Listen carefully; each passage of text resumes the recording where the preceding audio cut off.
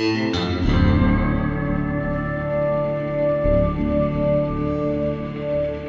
has been just over a year since Ghost Recon Wildlands released to what seemed like little fanfare.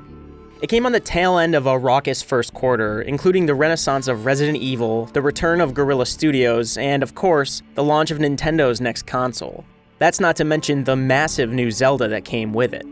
Toss in a smattering of indie darlings and successful AAA releases, and you have a landmark quarter across numerous genres.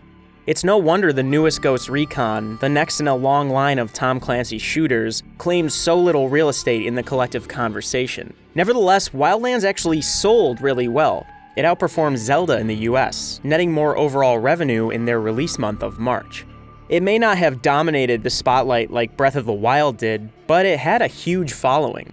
I compare these two titles because they release 4 days apart, but also because they both feature open-world structures. Zelda's fantasy trappings may clash with Ghost Recon's military aesthetic, but both stress exploration as a pillar of their design. Faced with a choice between these time-intensive games, I chose Zelda, granting me more time with my new Nintendo Switch and satisfying my thirst for a fresh take on Hyrule. But just recently, news of Ghost Recon's next major update, complete with Rainbow Six Siege cameos, piqued my interest. Knowing Ubisoft's penchant for post-release support, I jumped into Wildlands anticipating a host of changes, and they are definitely present. But in a wider sense, I'm discovering a variety of things I didn't fully appreciate a year ago when I first played Wildlands. How well the world facilitates stealth, for instance, or how subtly it transitions from one environment to the next, or how its parts coalesce to create one of my favorite cooperative experiences since Left 4 Dead 2. Don't get me wrong, there are massive flaws here. In fact, for everything I adore about Wildlands, I seem to find one more I can't stand. As someone with a long history of playing Tom Clancy titles and a longer history of playing shooters, this game has me conflicted. The way I see it, Wildlands represents both the best and worst aspects of Ubisoft's open-world games. And 1 year after Ghost Recon's release, both sides are all the more pronounced.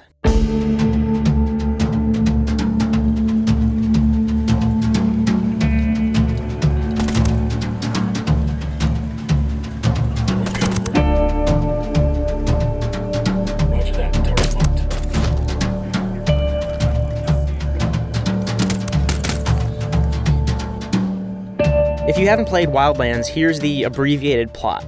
4 US Army members drop into a Bolivia overtaken by the Mexican drug cartel known as Santa Blanca. If you speak basic Spanish, then you know how on the nose, or even in the nose, this name is. So can we get some legal coca here for the altitude? Your mission is to take down El Sueño, the head of Santa Blanca, and any underbosses standing in your way. All of this unfolds in a massive open world. Much has been said about Ubisoft's sandboxes, from the historical recreations of Assassin's Creed City to the cascading mission structure of the Far Cry franchise, but Wildlands' version of Bolivia is a fascinating marvel in its own right. Civilians exist only as window dressing, targets to avoid as you mow your way through the cartel. Villages serve more as stages for firefights than places I can actually imagine people gathering. There's also a general lack of combat variety that increases the more time you spend with the game. But viewed as a sandbox meant to encourage tactical stealth, Wildlands is almost unparalleled. Viewed from a distance, the game most closely resembles Metal Gear Solid 5: The Phantom Pain. The latter is the superior game in most regards, but there is a lot to learn from Ghost Recon's world. When clearing an enemy camp, you not only have to choose an angle of approach, but also how you'll escape in the aftermath. You can use your drone to scout a base before sneaking in for close quarters combat.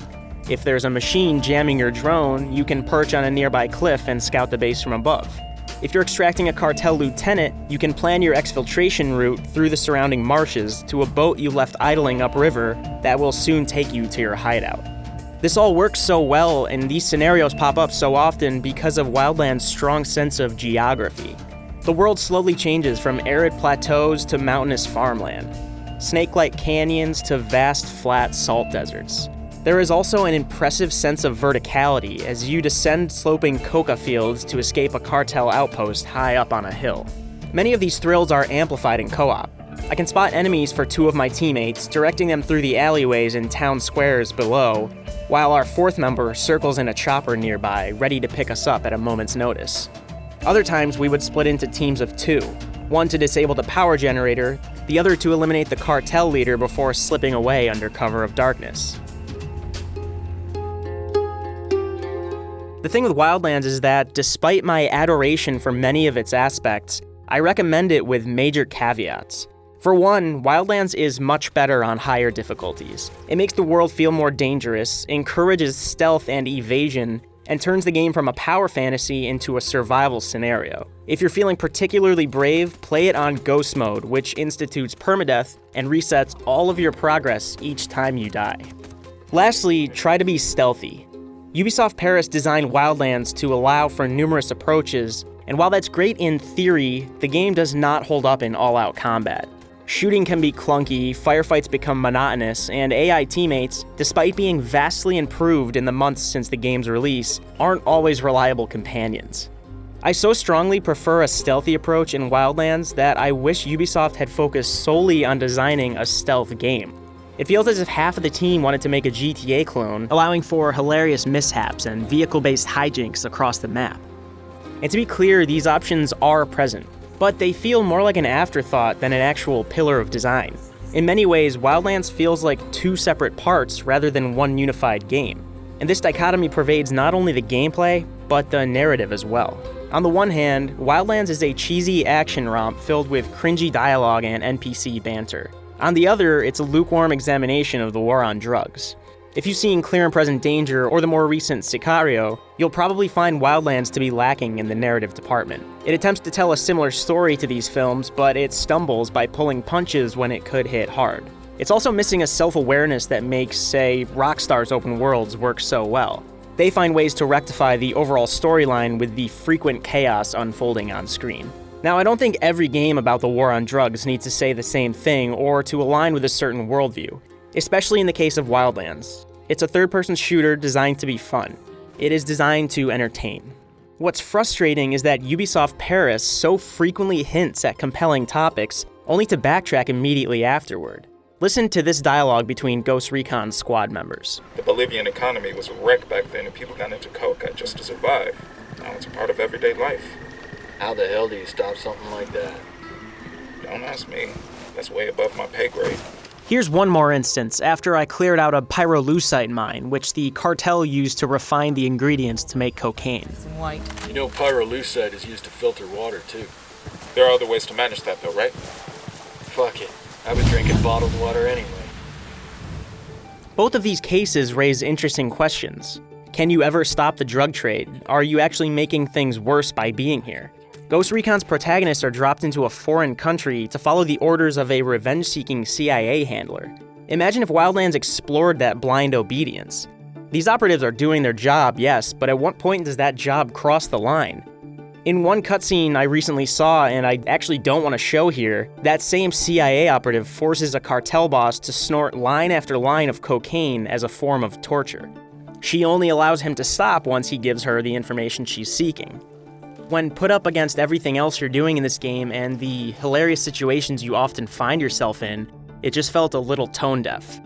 In general, I think Wildlands would be much better if it allowed for player agency in the narrative. It often gives you freedom in how you explore the map, build your character, and clear enemy outposts, so why not extend that freedom into the story as well? Ghost Recon's boss fights are probably the best example of this inherent conflict. After gaining enough intel in each of Bolivia's provinces, you have the chance to kill, capture, or frame the local cartel boss. The problem is, you don't get to choose. You're forced into specific scenarios that fly in the face of the player choice you have up until that point. For example, I poured almost all of my skill points into stealth abilities, improving my drone's recon powers and making my character more silent overall. This build served me very well, as I almost always opted for stealth when I could. But then I came across a boss flying a heavily armed helicopter and could only complete the mission by shooting him out of the sky. My stealth upgrades were all but useless. To be fair, Wildlands gave me access to grenade launchers and light machine guns in the planning phase that would have made my job easier. But at the same time, the game was telling me my choice to be stealthy up until that point didn't mean as much anymore. Prior missions stressed player choice, but this boss and many others took that all away. I just wish that agency made its way into every corner of Wildlands' framework. What if Ubisoft designed a full-fledged faction system throughout the campaign? One that lets you choose between helping the rebels or the state-run military. What if you could choose how to deal with each cartel leader, rather than following the orders of an NPC across the map? Now, I realize this would spark numerous complications for the developers, and would be a much more difficult project to make. And not every game needs to be BioShock or Spec Ops: The Line in the way it makes you question your role as the player. But hear me out, Wildlands is set in a part of the world where the drug trade has played a large part in shaping the culture and economy for decades. This subject is ripe for exploration, and it's not one that you can half-ass, but in Wildlands, Ubisoft does exactly that. There's a gaping chasm between the complex stage Wildlands sets and the things it actually makes you do. I don't envy the team of writers that has to contextualize any open-world story. Telling your own plot while accounting for player freedom is a massive challenge. But recent titles such as The Legend of Zelda Breath of the Wild and Horizon Zero Dawn have shown that it can be done. They've shown that the open-world structure can serve to enhance the narrative, not clash with it. In returning to Ghost Recon Wildlands, I found a game that exemplifies my take on Ubisoft's open-world portfolio. The craft on display is unparalleled in its sense of place, but there is still a huge hole where the narrative should be. Games such as Far Cry 5 and Assassin's Creed Origins have crept a little closer to more meaningful open worlds, but the publisher still hasn't come close to its full potential. If Ubisoft could just take that extra step into complicated territory, it could make timeless pieces of entertainment. Games that are fun and nuanced. Games that give us more to talk about as the months roll by. I don't think it's a fluke that Wildlands came and went last year without much buzz.